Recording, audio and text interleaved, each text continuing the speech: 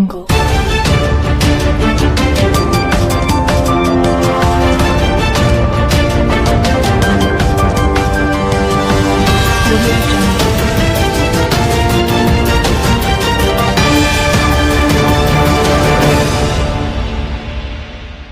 ठट्टू doctor UCI जमपीर के गांव 7 हिस्से कोहिस्तानी गांव बोर्ड हीरू अल्लू जाकरू मरहूम रमजान जाकरू के हमरा प्रेस क्लब मकली पहुंच गए। बिस्मिल्लाहिर्रहमानिर्रहीम।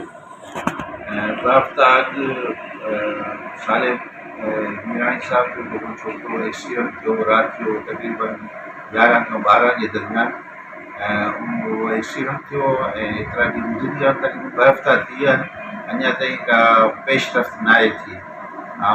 SSP ठट्टे साहब खे गुज़ारिश थो कयां महिरबानी करे हिन जो थोरी नोटिस वरितो वञे ऐं जेका जेकी गाॾियूं उन टाइम ते गुज़रियूं आहिनि उन्हनि जी इंक्वायरी कई वञे त हीउ खून जेको बेगुनाह खून थियो आहे उनजो जेको इज़ालो थी सघे ऐं जेका मुलवस गाॾी आहे उन जेको एक्सीडेंट थियो आहे एक्सीडेंट में उनखे भॼणु न खपंदो हो, पर जे उनखे खणी अस्पताल ताईं पहुचाईंदा बहितर हो। इहा तमामु ॾुखी ॻाल्हि आहे त जीअं राति जो गाॾियूं हलनि थियूं ऐं पोइ एक्सीडेंट थिए थो ऐं मोटरसाइकिल वारनि खे केरु अहमियत ई नथो ॾिए ऐं जोगशाही रोड ते जेकी टालर हलनि था, जेकी टैंकर हलनि था, राति जो उन्हनि जो जेको उन्हनि खे जॾहिं उनखां पुछा काछा कई वञे त जो खून लकंदो कोन।